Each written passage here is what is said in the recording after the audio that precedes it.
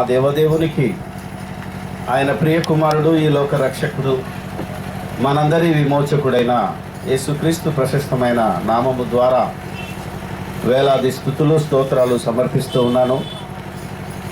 ప్రభువైన యేసుక్రీస్తు రక్తములో కడగబడి ఆయన రాజ్యానికి వారసులుగా వారధులుగా ఉండటానికి పిలువబడి ఆయన రాజ్య సువార్తను ప్రకటిస్తున్న నాతో పాటు దైవజనులందరికీ,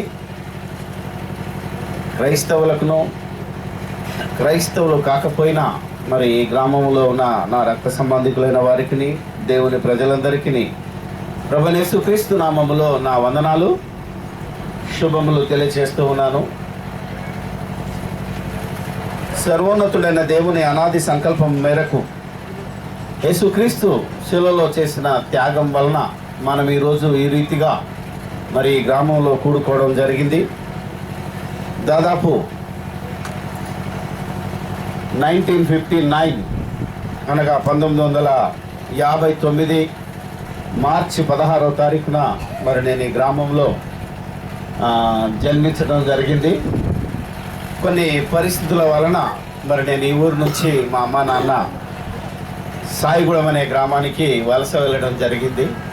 చాలామందికి నేను సాయిగూడెం జానంటేనే తెలుస్తుంది, కానీ ఒరిజినల్గా నేను కొలనుపాక వాస్తవ్యుణ్ణి, బొంకూరు మరి వంశానికి చెందిన వాడిని మీకు కొద్దిమందికే తెలుసు కనుక. అలాగే నేను పెరుగుతున్నప్పుడు ఈ గ్రామంలో అనవసరం ఒక క్రైస్తవుడు కూడా లేడు. మా ఇంటి వెనకాల నాకు తెలివి వచ్చిన తర్వాత ఒక తాత, మా బొంకూరు ఆయన అబ్రహాం అనే ఒక ఆయన ఉండేది, ఒకే కుటుంబం. వాళ్ళు కూడా ఎక్కడికో వెళ్ళొచ్చేది. ఎప్పటికైనా మరి నా గ్రామాన్ని నేను క్రీస్తు రాజ్యంగా మార్చాలనుకున్న ఈ మధ్యలో మరి ఆంధ్రదేశమే కాక వేరే రాష్ట్రాలకు వెళ్ళిపోయి ఎంతో బిజీగా సేవ చేస్తున్నప్పుడు గత 2 సంవత్సరాల నుంచి మరి మా బావ దేవదానం గారు, ఎన్నో ఊర్లు తిరుగుతున్నావు, ఎన్నో సేవ చేస్తున్నావు, ఇంత గొప్ప సేవకుడిగా నిజంగా ఈ తెలంగాణ ప్రాంతంలో నుంచి ఆంధ్ర ప్రాంతంలోకి వెళ్ళి ఎవరు చెట్టుకున్నటువంటి రహస్యాలు చెప్తున్నావు, దేశ విదేశాలు దాటిన నీ పుట్టినూరును పట్టించుకోవట్లేదని నా మీద చాలా గొడవ చేయడం మూలాన ప్రత్యేకంగా గతంలో ఒకసారి నేను ఎల్లమల గ్రామానికి వచ్చినప్పుడు, అది సిద్ధంగి గ్రామానికి వచ్చినప్పుడు మరి మా సహోదరుడు మల్లేశం గారు చూపిన మార్గాన్ని బట్టి, అదే మా బొంకూరి కృపాదానం గారు ఆ ఊరిలో చేసిన దాన్ని ప్రేరేపణతో ఆ రోజు మరి దేవదానం గారు కూడా వచ్చారు. ఎట్లయినా మా ఊర్లో పెట్టాలని నేను అనుకొని మరి నిర్ణయించుకొని ఆయనకు చెప్పినప్పుడు వెంటనే నేను మరి ఈ యొక్క క్రైస్తవ్యం, కులమా, మతమా అనేది ఆంధ్రదేశంలో చాలా పట్టణాల్లో పెట్టాను.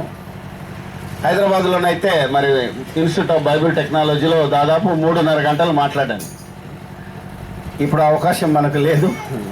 వివరంగా చెప్పాలంటే దాదాపు ఒక 4 గంటలు పడుతుంది. ఈ క్రైస్తవ్యము, కులమా, బహుశా మీరందరూ పాస్టర్లు ఇదే పిచ్చి ప్రశ్న, అయ్యా కులమా మతమా మాకు తెలియదేంటి, ఇది మార్గమే అనే ఒక మాటలో ముగించవచ్చు కదా, దీనికి ఇంత పెద్ద మీటింగ్ అవసరమా అనే మాట కూడా రావచ్చు. కానీ చెప్పడం చాలా సులువు.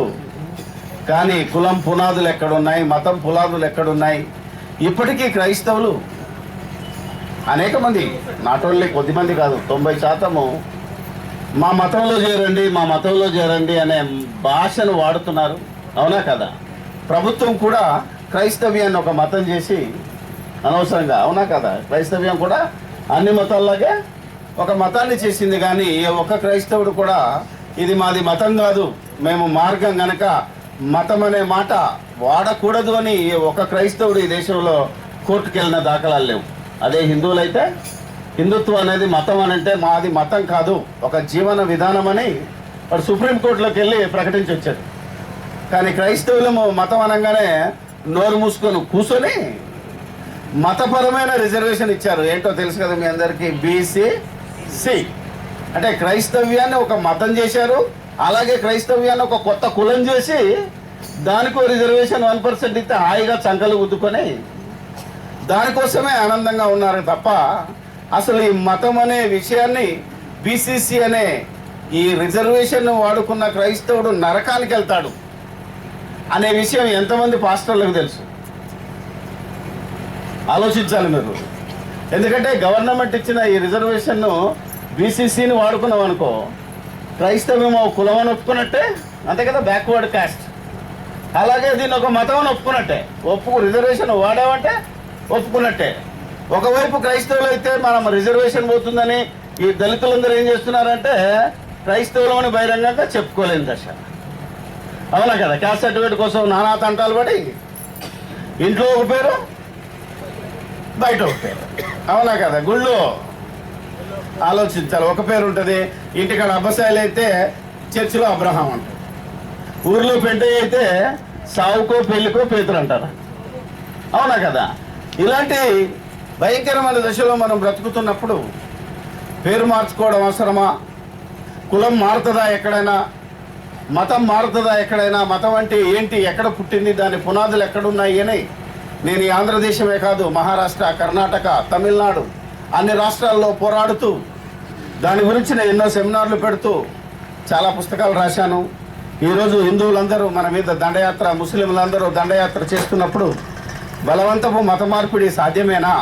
ఒకవేళ మతం అనేది నిజమైతే మతాలన్నీ నశించాలి, అసలు బలవంతపు మత మార్పిడే నశించాలి అని ఒక నినాదంతో ఈ దేశమంతా తిరుగుతూ, ముఖ్యంగా మతాలకు పుట్టినిల్లు ఇది. మా ఊర్లో 24 మఠాలు ఉన్నాయి, కులానికో మఠం ఉంది. నేను చూశాను అక్కడ గుడి దగ్గరికి వెళ్తే 24 మఠాల పేర్లు కూడా ఉన్నాయి నాకు, నేను చూశాను అక్కడికి వెళ్తే. అవునా కదా, ఉన్నాయి ఇప్పటికి కొలనుపాకలో ఉన్న గుళ్ళు కానీ.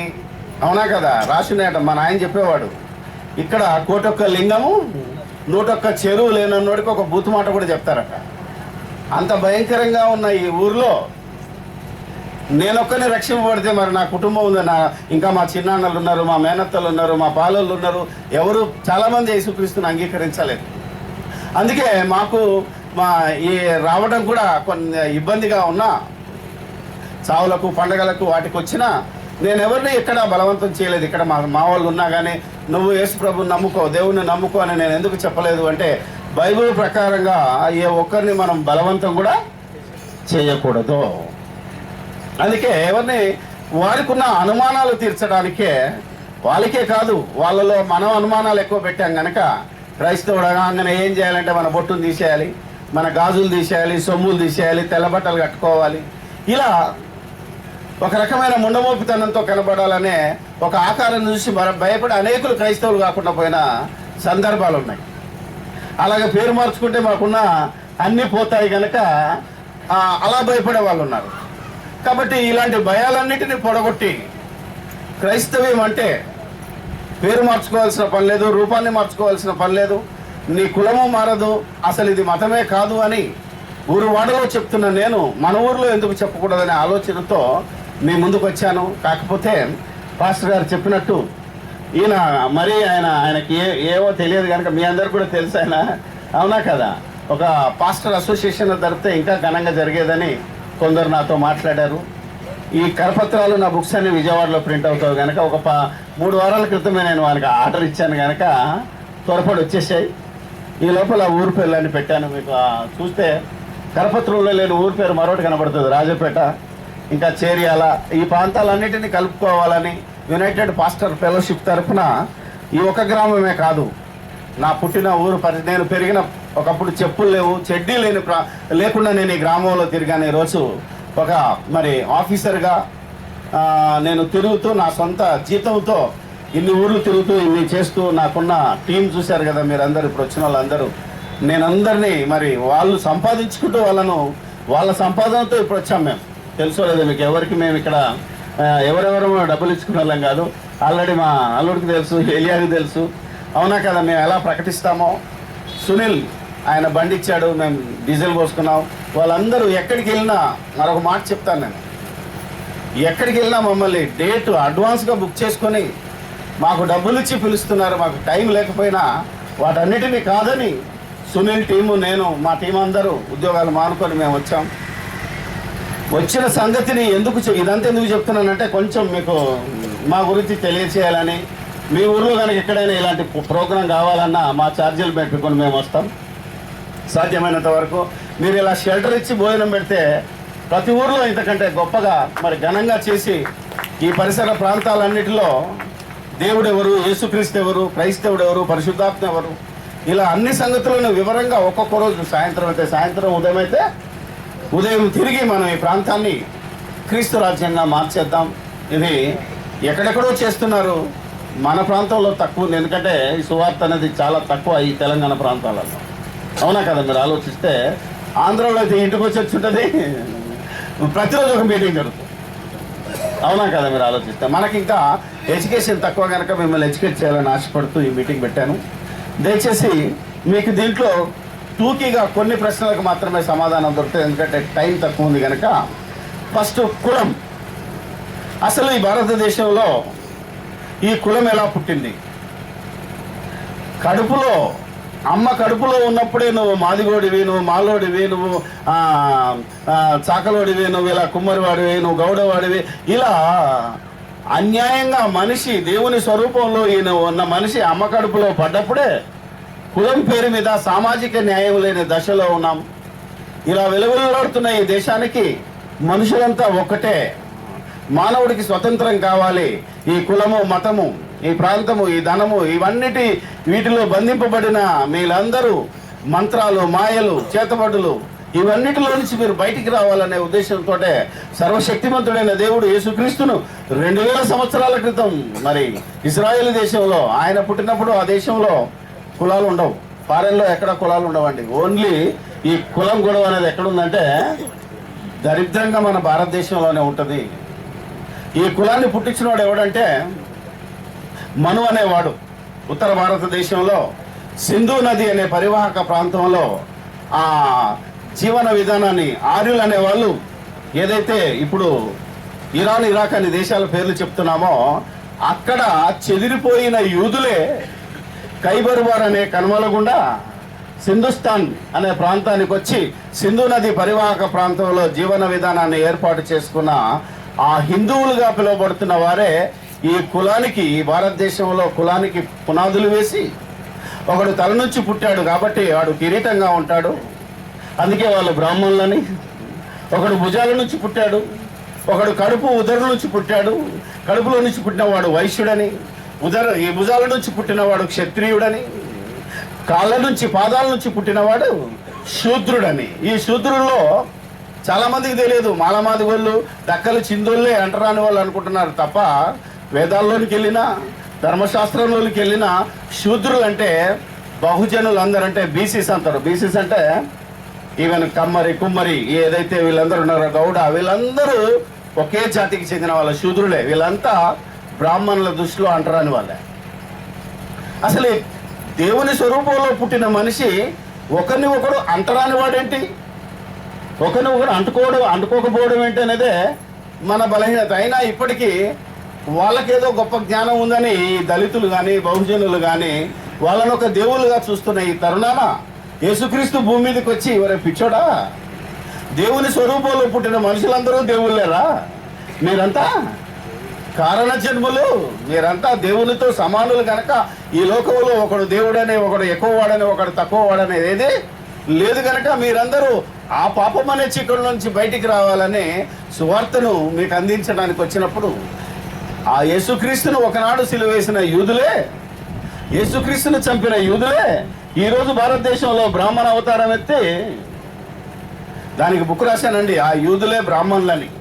ఎందుకంటే వాళ్ళు చెప్పే పంచాంగం కానీ, వాళ్ళు చూసే స్థితులు కానీ, వాళ్ళు చూసే అమావాస్య పూర్ణాలు కానీ అన్ని బైబిల్లో పాత నిబంధనలో శాస్త్రులు, పరిశీలు చూసినవే. కాబట్టి ఆ పంచాంగం, ఈ పంచాంగం ఒకటే కనుక పాత నిబంధనలో ఉన్న బైబిల్నే కొద్దిగా మార్చుకొని వాళ్ళు ఈరోజు ఒక కొత్త మొత్తాన్ని భూమి మీద తీసుకొచ్చి మనం చేసే పనిని బట్టి మనకు కులాన్ని నిర్ణయించాడు. ఒరిజినల్గా మనుషులందరి కుళ్ళును తీసేసి, చనిపోయిన జంతువుల యొక్క చర్మాలను క్లీన్ చేసి, వాళ్లకు అంటురోగాలు రాకుండా వాళ్లకు ఆరోగ్యాన్ని ఇస్తూ ఊరి బయట ఈ చనిపోయిన ఈ జంతువులు, బర్రెలు కానీ, గొర్రెలు కానీ, ఆవులు కానీ, వాటి చర్మాలను క్లీన్ చేసి ఈ ప్రజల యొక్క క్షేమాన్ని కోరుకునే ఉత్తమమైన ఒక సేవకుని అంటరాని వాడని చేసి చర్మంతో ఆడుకునేవాడు మాదిగోడని, వాడు అంటరాని వాడని, ఈ కులంలో పుట్టినవాడు ఈ పనే చేయాలని తరతరాలుగా మనల్ని వెనకదొక్కుతూ మనల్ని చదవకుండా చేసి వేలిముద్రగాలను చేసి మన వేలిముద్ర వేసుకొని మన పొలాలన్నీ కొట్టేసి ధనవంతులుగా ఈరోజు మనల్ని బానిసలుగా చేసిన ఈ జాతిని ఎదిరించడానికే ఆనాడు యూద జాతిని ఎదిరించిన యేసుక్రీస్తే వారి అరాచకాలకు బలైపోయాడు. ఈరోజు కూడా అనేక మంది ఎంతోమంది బలైపోతున్నారు. వాళ్ళ అరాచకాలకు మనం బలి కాకుండా ముళ్ళును ముళ్ళుతోటే తీయాలి. తెలివిగానే మనం ఈ అంటరానితనాన్ని పారదోరాలనే ఉద్దేశంతో ఒకప్పుడు చెప్పారు, వైశ్యుడు వ్యాపారం చేయాలి, మాదిగోడు చెప్పులే కుట్టాలి, అవునా కదా, మాలోడు సమాధులే తవ్వాలి, ఇలా చాకలోడు బట్టలు ఉతకాలి, కుమ్మరోడు కుండలే చేయాలి, ఇక వేరే పని చేయకూడదు అని మన మనోవికాసాన్ని అణగదొక్కిన ఈ జాతిని ఎదిరించటానికే దేవుడు తన కుమారుని ఈ లోకానికి పంపి అసలు కులం అనేది కుళ్ళు, ఎవడు కులాన్ని అంటిపెట్టుకోవడానికి వీల్లేదు, కులం పేరు మీద ఒక ఎక్కువ తక్కువ అనేది ఉండకూడదనే ఉద్దేశంతో అసలు ఈ కుల ప్రస్తావనే బైబిల్లో లేదు. కానీ క్రైస్తవుడు అయినాక కూడా మనం కులాన్ని పట్టుకుని వేలాడుతున్నామంటే అది మన దౌర్భాగ్యమే, అవునా కదా. ఎందుకంటే క్రైస్తవుడు అయినాక ఇక ఏ కులంతో కానీ ఏ మతంతో కానీ సంబంధం లేకపోయినా క్రైస్తవులు అయినా కూడా ఇంకా నిన్ను దళితుడే అంటుంది ఈ ఊర్లోకి వెళ్తే, అవునా కదా, ఫలానోడే అంటుంది తప్ప ఒక కుక్క అయినా ఒక ఆవైనా వాళ్ళ ఇంటికి వెళ్తుందేమో కానీ వాళ్ళ నడింట్లోకి వెళ్తుంది. కానీ ఆ ఇల్లు కట్టి ఇల్లు ఉడిచి ఇల్లు చేసిన మనల్ని ఆ తర్వాత మన నడింట్లోకి రానిస్తారా? అవునా కదా మీరు ఆలోచిస్తే. అందుకే అంబేద్కర్ మహాశయుడు అన్నాడు, ఎప్పుడైనా జీవితంలో ఒకవేళ నువ్వు హిందూ కుటుంబంలో పుట్టి బలవంతంగా హిందూగా పిలువబడ్డా నువ్వు హిందూగా మాత్రం చావకూడదు. అసలు దళితులు కానీ బహుజనులు కానీ ఎవరు ఈ దేశంలో హిందువులు కాదు అని గర్వంగా ప్రకటించాడు డాక్టర్ బిఆర్ అంబేద్కర్. ఆయన బోధనలను వింటున్న ఒక కంచె ఐలయ్య ప్రొఫెసర్ కూడా నేను హిందువుని ఎట్లయితా అన్నాడు. ఆయన ఆ ప్రశ్నకి ఈ రోజు వరకు కూడా సమాధానం లేదు హిందువులను. కాబట్టి మనమంతా పుట్టుకతో హిందువులం కాదు. ఈ దేశంలో పుట్టిన మనము భారతీయులమే తప్ప ఫలానా మతం వాళ్ళమని చెప్పుకోవడానికి వీల్లేదు. ఎందుకంటే పుట్టుకతో ఎవడు హిందువు కాదు, పుట్టుకతో ఎవడు క్రైస్తవుడు కూడా కాదు. చాలామంది క్రైస్తవులు చెప్తుంటారు మేము క్రైస్తవులం అండి. అసలు పుట్టుకతో ఎవడు క్రైస్తవుడు కాదనే విషయము క్రైస్తవులు కూడా ముందు తెలుసుకోవాలి. ఎందుకంటే క్రైస్తవుడు ఎప్పుడవుతాడు బైబిల్ ప్రకారంగా? యేసు క్రీస్తులోనికి బాప్తిసం తీసుకుంటేనే క్రైస్తవుడు అవుతాడు. ఆ మాత్రం నిజము వాక్య ప్రకారమైన సత్యం తెలుసుకోవాలి. ఎందుకంటే అపోస్తుల కార్యాలు 11వ అధ్యాయము 26వ వచనంలో అదే మాట రాయబడింది. ఎందుకంటే అనేక మంది ఆయనను వెంబడించారు. యేసుక్రీస్తును వెంబడించిన వాళ్ళంటే ఆయన నామములో బాప్తిసము పొంది ఆయనను వెంబడించిన వారే క్రైస్తవులని పిలువబడ్డారు తప్ప బాప్తిసం తీసుకోని వాళ్ళు క్రైస్తవులు కారు. వాళ్ళు క్రైస్తవ కుటుంబంలో పుట్టిన మా అయ్య క్రైస్తవుడైనా నేను బాప్తిసం తీసుకునేంత వరకు నేను క్రైస్తవుని కాను. ఒకవేళ పుట్టిన నీ బిడ్డను నువ్వు క్రైస్తవుడు అని అన్నావంటే నువ్వే బలవంతపు మత మార్పిడి చేసినవాడు. అర్థమైందా లేదా? ఎందుకంటే క్రైస్తవుడు ఎప్పుడవుతాడు? నేను పాపిని, నా పాపాలకు క్షమాపణ కావాలి, యేసుక్రీస్తే నా రక్షకుడు, అవునా కదా, యేసుక్రీస్తే నా విమోచకుడు కనుక నేను క్రీస్తు యేసులోనికి బాప్తిసం తీసుకుంటేనే నా పాపాలు పోతాయి కనుక నాకు బాప్తిసం ఇవ్వండి అని అడిగినవాడు, అడిగి బాప్తిసం పొందినవాడే క్రైస్తవుడు తప్ప డబ్బుల కోసమో సైకిళ్ళ కోసమో చర్చిల ఆస్తుల కోసమో పెళ్లి కోసమో బాప్తిసం తీసుకున్నవాడు ఎట్టి పరిస్థితుల్లో క్రైస్తవుడు కాదు అనేది మనం తెలుసుకోవాలి ముఖ్యం. అందుకే మన పిల్లలకి ఒక మంచి మాట చెప్తాను, జాగ్రత్తగా వినాలి. మనం పుట్టగానే ఏం పేరు పెడతాం? నేను జాన్ని. నా కొడుకు పుట్టగానే మనం అత్యుత్సాహంగా ఏం చేస్తామంటే వీని పేరు దావీద్ అని పెట్టేస్తాం. ఆలోచించాలి మనం. ఎందుకంటే బైబిల్లో ఉన్న పేరు ఖచ్చితంగా ఈ పేరు చూడగానే ఎంఆర్ఓ ఏమంటాడంటే అరే నువ్వు క్రైస్తవుడు వేరా, ఇక్కడ కులం మారకపోయినా స్థితిగతులు మారకపోయినా గుడిసె మారకపోయినా ఏమంటాడు? ఇంతకీ నా కొడుకు 5వ తరగతి చదివినోడు క్రైస్తవుడు అవుతాడా? చెప్పాలి మీరు, చూద్దాం.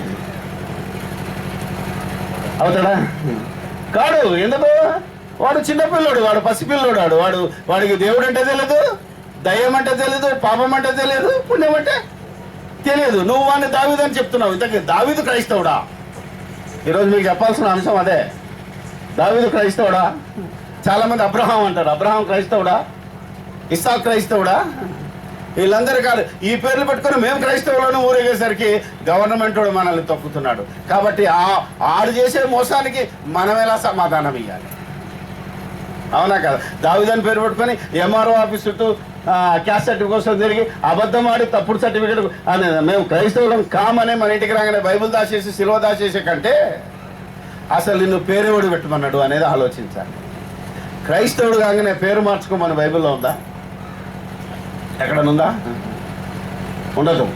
బైబిల్ చూడాలి మనం. ఎందుకంటే మన మాటలు కాదు, ఎవరి అనుభవాలు కాదు. చాలా జాగ్రత్తగా చెప్తున్నాను. ఎందుకంటే ఒక అబ్రహాము కల్దీయుడు, ఆయన హెబ్రీయుడు. అసలు ఇస్సాకు యాకోబులందరూ వాళ్ళే. ఆ తర్వాత యాకోబుకు పుట్టిన 12 మంది ఇశ్రాయేలు అయ్యారు కనుక అక్కడి నుంచి వచ్చిన వాళ్ళంతా ఇశ్రాయేలీలు, మళ్ళా క్రైస్తవులు కాదు. క్రైస్తవ్యం ఎప్పుడు వచ్చింది? ఇశ్రాయేలుల అంత్య దినాలలో. యేసుక్రీస్తు కూడా క్రైస్తవుడు కాదు సుమా, చాలా మందికి తెలియదు. యేసుక్రీస్తు కూడా క్రైస్తవుడు కాదు. ఆయన ఎవరైనా, ఆయన యూదుడు, యూదా గోత్రము సింహం అని ఉన్నది. తెలుసో లేదా మీకు? అవన్నీ నిజాలు తెలుసుకోవాలంటే చాలా టైం ఉంది, కానీ వాక్యానుసారంగా చెప్పేవాడిని. కానీ దయచేసి పాస్టర్లు అందరూ తొందరపడకుండా మీకు ముఖ్యమైన వాళ్ళందరికీ బుక్ ఇవ్వాలనే వచ్చాను కనుక టూకీగా చెప్తున్నాను. అన్యదా మీరు పొరపాటు పడకూడదు. చాలామంది నాకు ఒక చెప్పారు, కరపత్రం రాగానే అమ్మో జానా ఈయన సరిగ్గా చెప్పడనుకున్నారట. కానీ ఎవరో చాలా తప్పుడు అభిప్రాయాలు ఉన్నారు. కానీ ఈ ఆంధ్రదేశంలో ఒక నాస్తికుడితో, ఒక హేతువాదితో, ఒక శాస్త్రవేత్తతో, ఒక ముస్లింలతో, ఒక అందరితో నేను పోరాటం చేసి బైబిలే గొప్ప గ్రంథం, యేసుక్రీస్తే నిజమైన దేవుని కుమారుడని సవాలు చేసి నిరూపించిన వ్యక్తిని నేను. అంతే తప్ప నేను క్రీస్తుకు వ్యతిరేకంగా మాట్లాడితే నేను ఇంత కష్టం ఎందుకు అవుతాను? క్రైస్తవ్యానికి నేను ఎప్పుడు వ్యతిరేకం కాను. యేసుక్రీస్తు కోసం ప్రతి ఒక్క వాని మోకాలు యేసుక్రీస్తు నామములో వంగి తీరాలనే పట్టుదలతో ఈ దేశంలో నేను జరుగుతున్నాను. ప్రతి వాని మోకాలు యేసుక్రీస్తు నామములో వంగి తీరాలి. మరి ఈరోజు యేసుక్రీస్తు పేరెత్తితేనే తంతానని కాలెత్తుతున్నాడు. అంటే యేసుక్రీస్తు ఎవడో అతడికి అర్థం కాలేదు. అతను అర్థం చేయాల్సిన బాధ్యత ఎవరి మీద ఉంది? మన మీద ఉంది, పాస్టర్ల మీద ఉంది. క్రైస్తవ్యాన్ని గురించి ఎక్స్ప్లెయిన్ చేయవలసిన బాధ్యత మన క్రైస్తవుల మీద ఉంది. కనుక మనం పొందిన మేలును వారికి అర్థమయ్యే భాషలో మనం చెప్పాలి. అప్పుడే వాళ్ళు క్రీస్తు యేసుని అడుగుతారు. కనుక ఈ ఉద్దేశంతో మీకు చెప్తున్నాను. కనుక చాలా జాగ్రత్తగా వింటే వాళ్ళెవరూ క్రైస్తవులు గారు. క్రీస్తును నమ్మిన తర్వాత క్రైస్తవులు అవుతారు. ఇంతకు క్రైస్తవుడైనాక ఏ పేరు పెట్టుకోవాలి? బైబిల్లో క్రైస్తవుడు అనే పదము బైబిల్లో 3 సార్లు ఉంది. పాస్టర్లందరికీ తెలుసు. కానీ ఒక మాట చెప్తాను. పేతురు రాసిన పత్రిక ఒక చక్కని మాట ఉంటుంది. ఇది మాత్రం మనకు అవసరం. మొదటి పత్రిక 4వ అధ్యాయము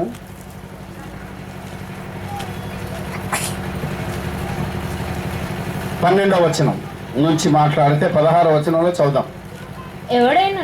ఎవడైనాను క్రైస్తవుడైనందుకు ఎవడైనాను ఈ భూమి మీద, అంటే భారతీయుడా, చైనీయుడా, జపానీయుడా, ఆ దేశంలో ఉన్న ఎవడైనాను, దాని అర్థం అది.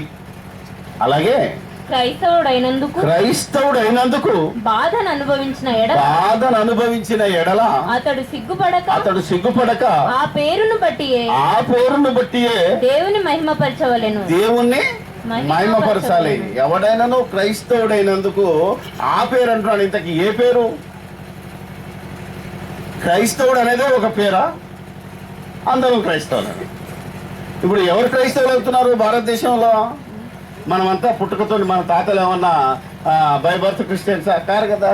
మనమంతా మొన్నటి వరకు కూడా హిందూ ఫ్యామిలీ నుంచి, అంటే బై డిఫాల్ట్ హిందూ ఫ్యామిలీ నుంచి వచ్చిన వాళ్ళని. ఒక మల్లయ్య క్రైస్తవుడు అయినాడు అనుకోండి, ఏం చేయాలి మరి? ఇప్పుడు ఆ మల్లయ్య అనేటైనా ఆ పేరును బట్టే క్రీస్తును మహిమపరచాలా వద్దా ఆలోచించాలి మనం. ఒక యాదగిరి ఉన్నాడు అనుకో, ఆ యాదగిరి క్రైస్తవుడు అయితే క్రైస్తవుడు ఆ యాదగిరి అనే పేరుతో క్రైస్తవుడు పిలవడదా? చెప్పాలి, మీరు ఆలోచించాలి. ఇప్పుడు మనమందరం అతని పేరును మార్చేసినాం, పేతురు అని మార్చేసామని ఎలా ఉంటుంది పరిస్థితి? మనం మార్చుకున్నంత మాత్రం ఊర్లో ఎవడన్నా పిలుస్తున్నాడా? నాకు తెలిసిన ఒక ఊర్లో పెంటయ్య అనే ఒక వ్యక్తి ఉన్నాడు. నేను ఆ ఊరికి వెళ్ళినప్పుడు ఆయన సంఘ పెద్ద, మీ పేరేంటండి అని అడిగారు. నసుగుతున్నాడు. ఎందుకయ్యా అంటే చెప్పడానికి జర సిగ్గుపడుతున్నాడు. ఎందుకు అంటే నన్ను ఊర్లో అందరూ పెంటయ్య అంటారండి, కానీ చర్చిలో మాత్రం పేతురు అంటాడండి. అరే పేతురు అని ఎందుకు, మరి పేతురు అని ఎవరికి తెలుసు అంటే ఎవరికి తెలియదు సార్. నేను చాలామంది సావులకు వెళ్ళినప్పుడు చూశాను, సావులు మాత్రం పేతురు మహాభక్తుడు అంటాడు, మన మొహం వెళ్ళాడాలి. ఇంతకీ పేతురు ఎక్కడి నుంచి వచ్చాడంటాడు ఊరోళ్ళు అంటాడు. అవునా కదా, మీరు ఆలోచించాలి. ఎందుకైనా మార్చుకున్నామంటే మా పాస్టర్ మార్చాడని అంటే. ఇంతకు పెంటయ్య క్రైస్తవుడు కావద్దా, అసలు నీకు పేరెందుకు వచ్చిందని అడిగాను. మన ఊర్లో చాలా మందికి తెలుసు, చిన్నప్పుడు సోమిడి తగులుతుంది, లేకపోతే ఏదో రోగాలు వస్తుంటాయి, పుట్టినప్పుడు అందరూ చచ్చిపోతుంటారట. వాళ్ళ అయ్యకు పుట్టిన వాళ్ళందరూ చచ్చిపోతుంటే పుట్టగానే ఈయన తీసి పెంట మీద వేశారట. ఈడొక్కడు బతికాడు. అప్పుడేం పేరు పెట్టారు? పెంటయ్య అని పేరు పెట్టారు. చూసారా, మనకు సోమిడి వెళ్తే సాకరి పొయ్యిలోంచి, మంగళ పొయ్యిలోంచి, కుమ్మరి పొయ్యిలోంచి, ఏదో కత్తిలోంచి ఇన్ని తీసి బతికించుకుంటారు మన చిన్నప్పుడు. అది అప్పుడు మూఢాచారం. ఇప్పుడు ప్రతి రోగానికి మందు ఉంది, ప్రతి రోగానికి టీకాలు ఉన్నాయి. అవన్నీ ఎందుకు పోయినాయి?